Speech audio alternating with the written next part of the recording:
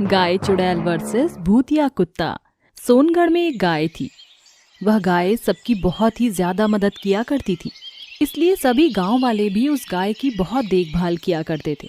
गांव वालों का मानना था कि वह गाय साक्षात देवी माँ का रूप है, क्योंकि वो इंसानों की तरह बात भी कर सकती है। इसलिए सभी गांव वाले उसकी पूजा करते थे। एक दिन कुछ बच्चे गांव में खेल रहे होते हैं कि तभी उनकी बॉल उस गाय को लग जाती है और गाय को चोट लग जाती है। उसकी चोट देख एक गांव वाला उन बच्चों को डांटने लगता है। अरे बच्चों, तुम सब पागल हो गए हो क्या? देवी माँ को तुमने अपनी बॉल से चोट लगा दी। बच्चों को डांट पड़ते हुए देख गाय बोलती है, अरे भोलू, तुम बच्चों को डांटो मत, वो तो बस खेल रहे थे और उन्होंने मुझे जानबूझकर नहीं मारा है, गलती से चोट लग गई मुझे। अच्छा ठीक है माता। भोलू उस गाय को प्रणाम करता है और वहां से चला जाता है। गांव वालों को वो गाय कभी भी दूध की कमी नहीं होने देती थी। यदि जिसके भी घर में दूध की कमी होती, उसके घर में वह गाय दूध की पूर्ति कर देती। पर वक्त बीतता गया और देखते ही देखते कुछ साल बीत जाते हैं और ऐसे ही एक दिन वह गाय बहुत बीमार पड़ गई।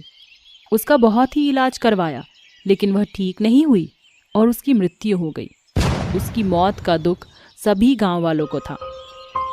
वह तो मर गई थी, लेकिन उसकी आत्मा को मुक्ति नहीं मिली थी। गांव वालों के प्रति उसके इस प्यार ने उसको मुक्त नहीं होने दिया और वो एक चुड़ैल गाय बन गई। वे चुड़ैल बनने के बाद भी गांव वालों की मदद करती थी। एक दिन श्यामू शहर से दूध बेचकर अपने गांव आ रहा था कि तभी उसके पीछे एक कुत्ता पड़ जाता है। श्यामू जैसे तैसे अपनी जान बचाकर अपने गांव आ जाता है, लेकिन उसके पीछे पीछे वह कुत्ता भी उस गांव में आ जाता है और आए दिन किसी न किसी को काटने लगा। लोग उस कुत्ते से बहुत परेशान रहने लगे और आपस में बात करते हैं, अरे भाई, इस कुत्ते ने तो बहुत परेशान कर दिया है। हाँ भैया, इस कुत्ते को तो कुछ करना पड़ेगा, क्योंकि ये पागल कुत्ता है और सबको काट रहा है। वे सभी गांव वाले एक प्लान बनाते हैं और भोला उस कुत्ते को अपने आंगन में बुलाता है। जैसे ही वह कुत्ता उसके आंगन में आता है कि तभी गांव का सरपंच उस कुत्ते को गोली मार देता है और वह कुत्ता मर जाता है। लेकिन उन गांव वालों को नहीं पता था कि उन्होंने उस कुत्ते के शरीर को मारा है, लेकिन उसकी आत्मा कहीं भी नहीं गई है। एक दिन संजू नाम का लड़का अपने गांव में खेल रहा होता है कि तभी उसको किसी कुत्ते के भौंकने की आवाज आती है। भाग जाओ, मैं तुम्हें खा जाऊंगा, नहीं छोड़ूंगा। कौन है और ये कुत्ते की आवाज में कौन मुझे डरा रहा है?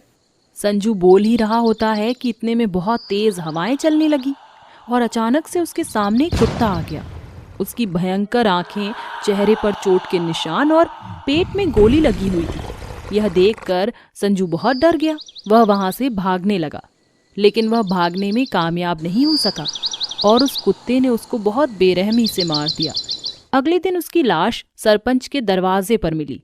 लोगों को समझ नहीं आ रहा था कि आखिर उसकी मौत हुई कैसे। धीरे धीरे कुछ दिन बीत गए और आए दिन अब किसी न किसी की लाश वहां मिलने लगी। लोगों को समझ नहीं आ रहा था कि आखिर कौन इतनी बेरहमी से लोगों को मार रहा है। गांव वाले इकट्ठा होकर आपस में बात ही कर रहे होते हैं कि इतने में एक आदमी बोलता है, अरे भैया, तुम लोगों ने अपनी आंखों पर पट्टी बांध रखी है क्या? हमारे गांव में कोई जंगली जानवर है नहीं ना। भैया, तुम मानो या ना मानो, पर हमको लगत है कि हम लोग गौ माता को बचा ना ही पाए ना, इसलिए वो हमसे नाराज हो गई है। हाँ गांव वालों, हमें भी यही लग रहा है। पर गौ माता हमसे नाराज क्यों हुई है?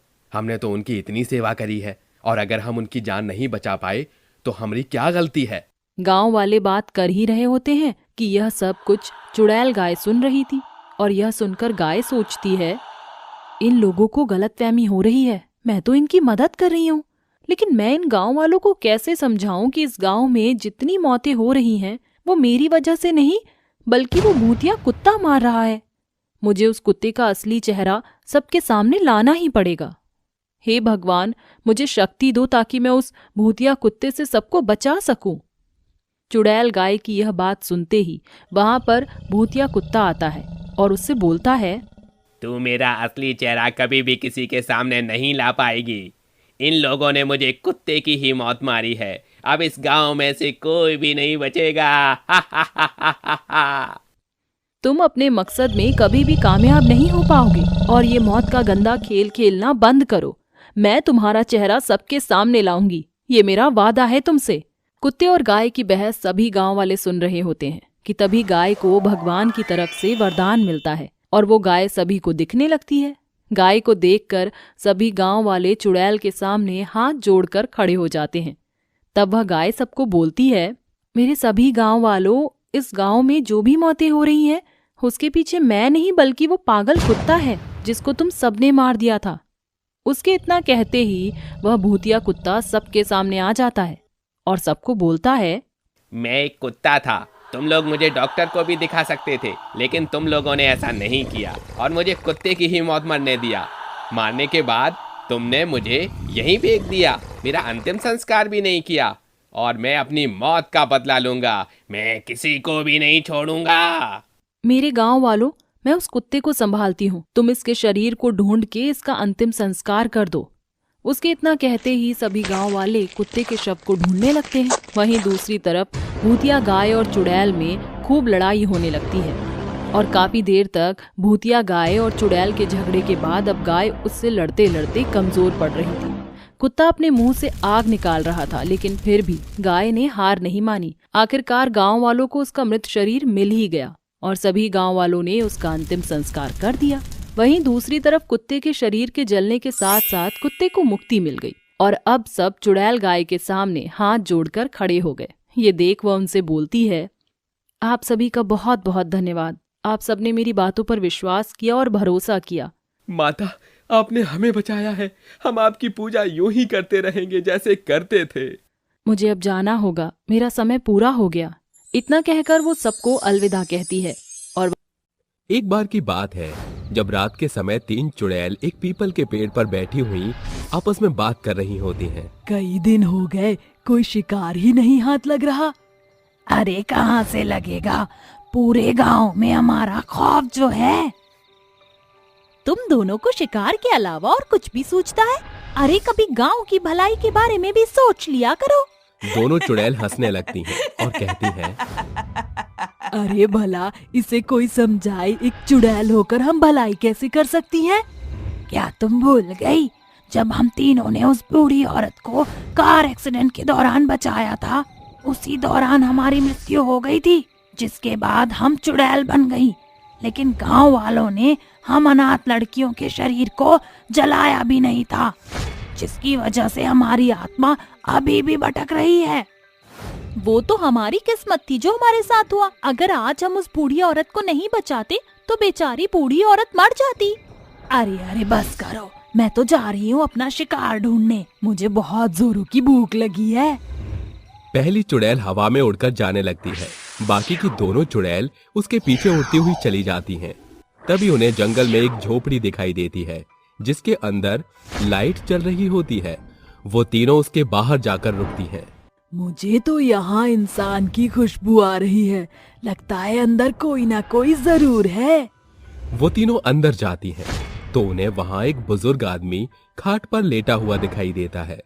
पानी, कोई एक गिलास पानी दे दो मुझे, मैं प्यासा मर रहा हूँ, मेरी मदद करो, पानी पानी।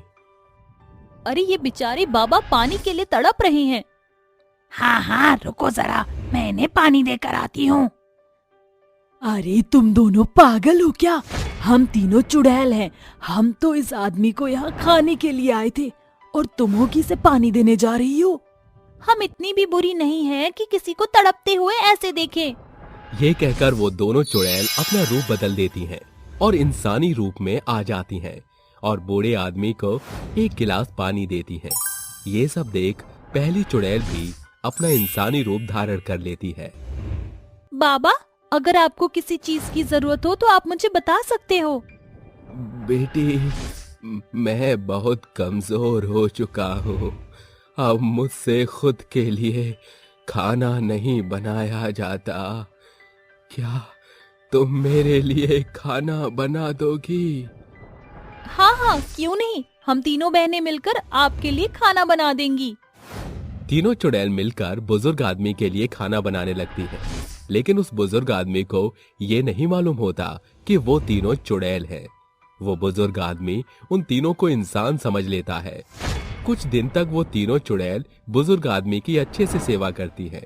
जिसके बाद एक दिन वो बुजुर्ग आदमी कहता है, तुम तीनों बहुत अच्छी हो और तुमने बहुत अच्छा काम किया है, लेकिन मेरी बच्चियों, मैं तुम्हारा राज जानता हूँ। क्या क्या कहा? हमारा राज क्या जानते हैं आप हमारे बारे में? चुड़ैल के इतना कहते ही वो बुजुर्ग आदमी एक देवता के रूप में बदल जाता है। मैं इस जंगल का देवता हूँ और मैं चाहता था कि मेरे अलावा कोई और इस जंगल की देखभाल कर सके, इसलिए मैंने ये सब नाटक खेला। तुम तीनों चुड़ैल हो, लेकिन तुम तीनों का दिल बहुत साफ है, इसलिए तुम अच्छी चुड़ैल हो और लोगों की मदद करती हो। मैं तुम्हें वरदान देता हूं, बोलो तुम्हें क्या चाहिए? मुझे बहुत भूख लगी है, इसलिए मुझे ऐसा वरदान दे दो जिससे कि मैं जब चाहूं अपने लिए खाना प्रकट कर सकूं। मुझे रूप धारण करने की शक्तियाँ दे दो ताकि मैं अपना रूप धारण करके किसी की भी मदद कर सकूं। मैं चाहती हूँ कि हम तीनों चुड़ैल दिन के समय हमेशा इंसान के रूप में दिखें। तथास्तु, तीनों को मैं वरदान देता हूं, जो भी तुम चाहती हो तुम्हें वही मिलेगा, लेकिन बदले में तुम्हें जंगल की रखवाली करनी होगी। तीनों चुड़ैल तैयार हो जाती हैं। अब तीनों के पास अपनी अपनी जादुई शक्तियां होती हैं और वो एक दिन गांव में घूमने के लिए जाती हैं। अरे वाह, बहुत अच्छा लग रहा है इंसानी रूप में वापस आकर। अब खाने का इंतजाम और हो जाए। चुड़ैल के इतना कहते ही उसके मनपसंद के सभी पकवान सामने आ जाते हैं, जिसके बाद वो तीनों बहुत खुश हो जाती हैं और तीनों मिलकर खाना खाने लगती हैं और गरीब लोगों में भी खाना बांट देती हैं। इसके बाद तीनों गांव में घूमकर वापस जंगल की तरफ जाने लगती हैं, लेकिन तभी उन्हें एक घर से शोर शराबे की आवाज सुनाई देती है। लगता है कि इस घर के अंदर कुछ गड़बड़ है, चलो देखकर आते हैं। वे तीनों खिड़की से उस घर के अंदर झांकने लगती हैं, तो वो देखती हैं कि एक आदमी अपनी बीवी को डंडों से मार रहा होता है। अरे ये तो बहुत ही बेरहम है, रुको इसे तो मैं अभी बताती हूँ। दूसरी चुड़ैल तुरंत उस औरत का रूप धारण कर लेती है और उस आदमी को कमरे में बंद करके बेल्ट से उसने लगती है। बहुत मार रहा था तू, मुझे अब बता कैसा लग रहा है तुझे पिटकर? औरतों पर हाथ उठाना बहुत आसान बात है, लेकिन जब वही हाथ मर्दों पर उठता है तो इनकी हवा टाइट हो जाती है। अरे मैंने तुम्हें इतना मारा था, उसके बाद तुम्हारे अंदर इतनी शक्ति कहां से आई? तुम तो एकदम चांडालनी बन गई हो। वो आदमी किसी तरह अपनी जान बचाकर वहां से भाग जाता है, जिसके बाद चुड़ैल बहुत खुश होती हैं और वापस अपने रूप में आ जाती हैं और उस औरत के पास जाकर कहती हैं, अगर अपने आप को कमजोर रखोगी तो मर्द तुम्हारे ऊपर हावी हो जाएंगे, इसलिए अपने आप को कठोर बनाओ और पत्थर का जवाब पत्थर से दो और मजबूत औरत बनो। चुड़ैल की बात सुनकर वो औरत अपने आप को संभाल लेती है। तभी शाम होने लगती है और तीनों को अपने असली रूप में आने का डर होने लगता है, इसलिए वो तीनों जल्दी जल्दी वहां से निकल जाती हैं। जंगल पहुंचते पहुंचते वो अपने असली रूप में आ जाती हैं। अच्छा हुआ हम तीनों वापस अपने रूप में आ गए, वरना आज तो गांव वालों के सामने हमारा भांडा फूट ही जाता। सही कहा तुमने, लेकिन मुझे आज बहुत मजा आया लोगों की मदद करके। वो तीनों आपस में बात करके हंस रही होती हैं। तभी एक पेड़ के पीछे एक आदमी उन तीनों की बातें सुन लेता है, जिसके बाद वो गांव वालों के पास जाकर उन्हें चुड़ैल के बारे में भड़का देता है। जंगल में 3 चुड़ैल हैं और तीनों हमारे गांव में ऐसे घूम रही हैं जैसे मानो इंसान हो। सही वक्त पर उन तीनों को जंगल से नहीं निकाला गया तो हमारे गांव का सर्वनाश हो सकता है। सभी गांव वाले उस आदमी की बातों में आ जाते हैं और एक तांत्रिक बाबा के पास जाते हैं, जिसके बाद वो तांत्रिक बाबा जंगल में जाकर उन तीनों चुड़ैल को अपने वश में करने की कोशिश करता है। गाँव वालों, तुम्हें कोई गलतफहमी हुई है, हम तो तुम्हारी मदद कर रही थी। हाँ हाँ, हमारा कोई बुरा इरादा नहीं था। तीसरी चुड़ैल अपने मन ही मन में जंगल के देवता को याद कर रही होती है। तभी वहां जंगल के देवता प्रकट हो जाते हैं, जिन्हें देख तांत्रिक बाबा के होश उड़ जाते हैं। इन तीनों को मैंने वरदान दिया था ताकि तुम गांव वालों की मदद कर सके, लेकिन तुम लोग तो इन्हें ही नुकसान पहुंचा रहे हो। क्षमा महाराज, मुझसे बहुत बड़ी गलती हो गई। आइंदा ऐसी गलती दोबारा नहीं होगी। मैं गांव वालों के भड़कावे में आ गया था। मुझे नहीं पता था कि इन पर आपका हाथ है। देवता के कहते ही तांत्रिक उन तीनों को छोड़ देता है, जिसके बाद गांव वाले भी अपने किए पर शर्मिंदगी महसूस करते हैं और तीनों चुड़ैल से माफी मांगते हैं। अब तीनों चुड़ैल गांव की भलाई करने में लग जाती हैं और गांव के सभी लोगों के साथ अच्छा करती हैं। गांव वाले तीनों चुड़ैलों को अपनी बेटियां मान लेते हैं। रात का समय था, चारों तरफ अंधेरा था और कोई भी अपने घर से बाहर नहीं दिख रहा था।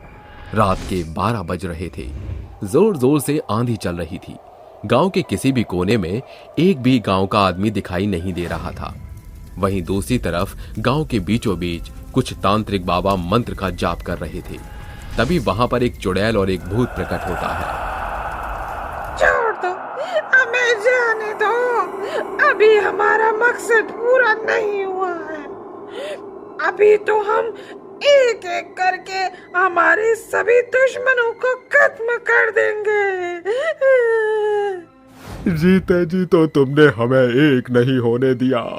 कम से कम मरने के बाद तो हमें एक साथ रहने दो। बहुत हुआ तुम दोनों का बदला। अब इस गांव से एक भी अर्थी नहीं उठेगी। तुम दोनों को मोक्ष प्राप्त होगा। नहीं, हमारे साथ ऐसा मत करो। मैं तुम्हारे आगे हाथ जोड़ती हूँ। छोड़ दो हमें। हम एक साथ रहना चाहते हैं।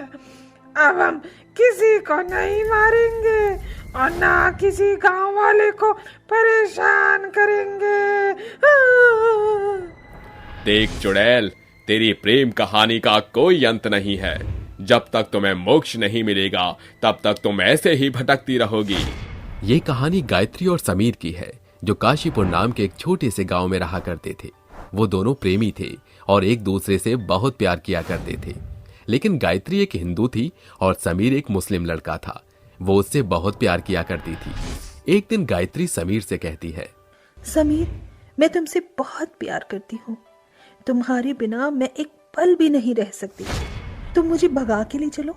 हम इस गांव से दूर अपनी एक नई दुनिया बनाएंगे। मेरी जान, मैं भी तुमसे बहुत प्यार करता हूँ, लेकिन मजबूर हूँ। मेरे परिवार का मेरे अलावा और कोई नहीं है। अगर मैंने उन्हें छोड़ दिया तो उनका ख्याल कौन रखेगा? समीर, तुम मुझे गलत समझ रहे हो।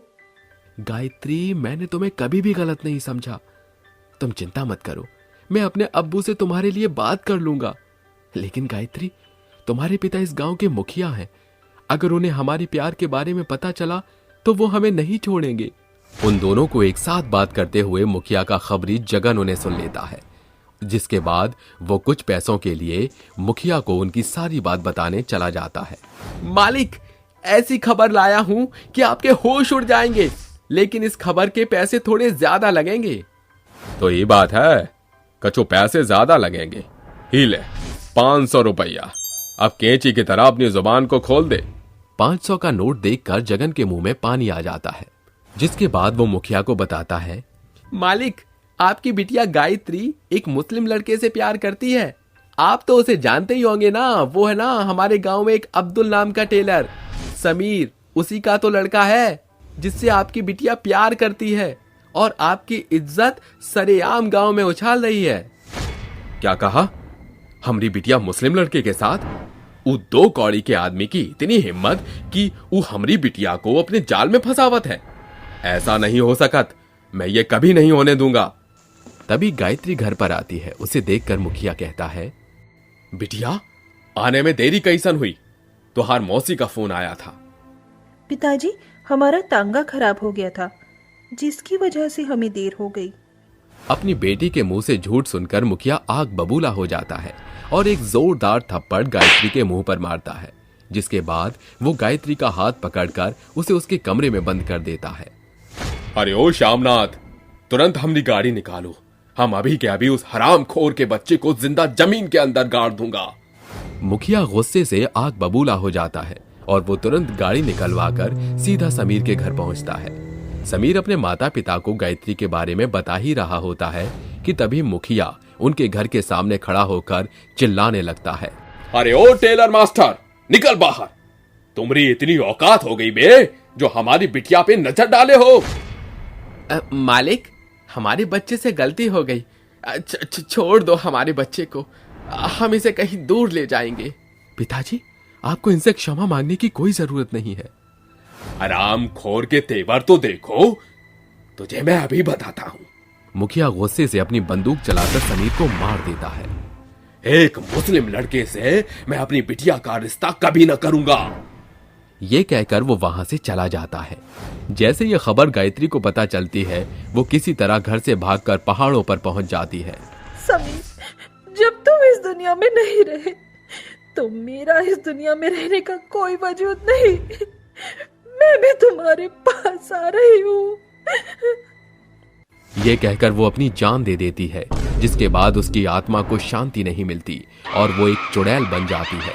वहीं दूसरी तरफ समीर भी एक भयानक भूत बन जाता है और वो दोनों एक दूसरे से मिलते हैं। समीर, मैं तुमसे कितना प्यार करती थी, लेकिन इन लोगों ने हमें एक नहीं होने दिया। लेकिन अब हम दोनों मिलकर हमारे प्यार का बदला लेंगे। गायत्री, इन्होंने जो हमारे साथ किया है वो बिल्कुल भी अच्छा नहीं किया। मैं उस आदमी को बिल्कुल नहीं छोड़ूंगा जिसने ये सब किया है। चुड़ैल और भूत मिलकर जगन के घर जाते हैं तो वो देखते हैं कि जगन अपने बिस्तर पर आराम से सो रहा होता है। अब मैं तुझे ऐसे चैन की नींद सुला दूंगी कि तू जिंदगी भर याद रखेगा। चुड़ैल अपने हाथों से उसका गला घोंटकर मारने लगती है। तभी जगन की आंख खुल जाती है। चुड़ैल, चुड़ैल, हे भगवान, ये चुड़ैल कहाँ से आई? अरे कोई मुझे बचाओ। कोई नहीं आएगा तुझे बचाने, तूने अपनी मौत को खुद दावत दी है। चुड़ैल और भूत दोनों मिलकर जगन को मार देते हैं और उसे मारकर उसके शरीर को उसके घर के बाहर लटका देते हैं। दीवार पर ये लिख देते हैं कि वो किसी को भी नहीं छोड़ेंगे। उस दिन के बाद से चुड़ैल और भूत मिलकर गांव वालों को परेशान करने लगते हैं और एक एक करके सबको मारने लगते हैं जो भी उनके प्यार के खिलाफ था। ये सब देख गांव का मुखिया बहुत परेशान हो जाता है। ये दोनों मरण के बाद भी एक दूजे के साथ हैं। अरे हमारी बिटिया तो वही दिन हमने लिए मर गई थी जिस दिन उसने हमारी इज्जत पर दाग लगाया था। लेकिन अब मुझे कुछ तो करना ही होगा और इनकी प्रेम कथा को समाप्त करना होगा। ये सोचकर वो बहुत बड़े जाने माने तांत्रिक बाबाओं को अपने गांव में बुलाता है। बाबा, अब हमरे पास तुहार ही सहारा है, हमारी सहायता करो। चिंता मत करो बालक, इस गांव से ये चुड़ैल और भूत का किस्सा आज मैं हमेशा के लिए खत्म कर दूंगा।